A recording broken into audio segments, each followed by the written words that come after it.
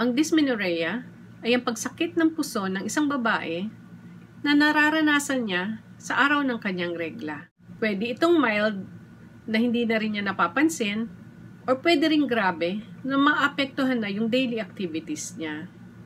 Ang sakit ay pwede umabot hanggang baywang at pwede rin bumabato hanggang sa bandang hita. Ito ay primary dysmenorrhea kung ito ay natural na nangyayari dahil sa hormones. Ito ay secondary dysmenorrhea kung may ibang medical conditions na nagkakos nito. Bakit po nagkakaroon ng dysmenorrhea? Yung menstrual blood, yung dugo po dito, ay meron siyang prostaglandin. Isa siyang lipid compound na ang action niya ay para siyang hormone. Ini-stimulate niya tong muscle ng matres para mag-contract. Nagko-contract ang muscle o tumitigas siya para palabasin yung blood papunta dito. Di pag nag-contract ang muscle, naiipit yung ugat tsaka yung mga nerves, kaya nagkakaroon ng pain. Mas grabe ang dysmenorrhea sa first 2 days ng mens. Kasi malakas ang pagdugo, kung minsan nagkakaroon ng nabumuong dugo dito o blood clot, at ang matres ay lalong magko-contract. Mas titigas pa siya para palabasin yung blood na yon.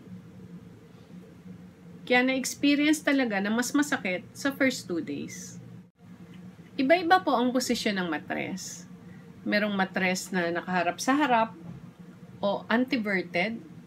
Meron din pong matres na nakaharap sa likod o retroverted.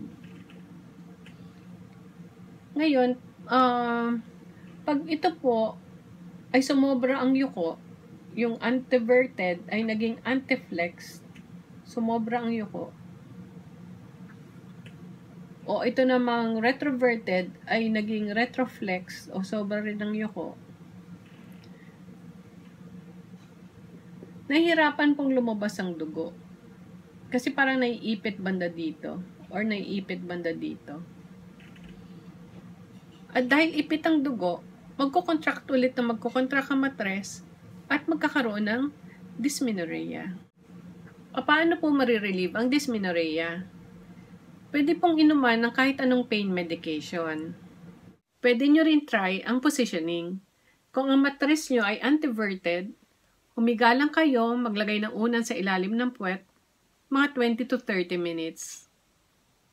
Kung retroverted naman, nakaharap sa likod ng matres nyo, pwede kayong dumapa or mag-knee chest position. Mga 20 minutes din. Pwede nyo ring itry yung warm compress o hot water bag na ipapatong nyo sa puson mga 20 minutes. Malaking tulong din yung pag-inom ng oral contraceptive pills para sa mga grabing dysmenorrhea. Pag naka-pills kayo, mas konti ang dugo na lumalabas, kaya mas less ang pain. Kung dati wala kayong dysmenorrhea, tapos bigla kayo nagkaroon ng dysmenorrhea, o kaya kung ang dysmenorrhea nyo ay paggrabe ng paggrabe, pwede tayo mag-entertain ng medical conditions, kamukha ng myoma, endometriosis, adenomyosis, o kaya pelvic infections. Pag ganon, kailangan na ng mga additional workups. At kailangan gamutin yon para mawala yung pain. Sana makatulong itong video na to para ma-relieve ang inyong dysmenorrhea.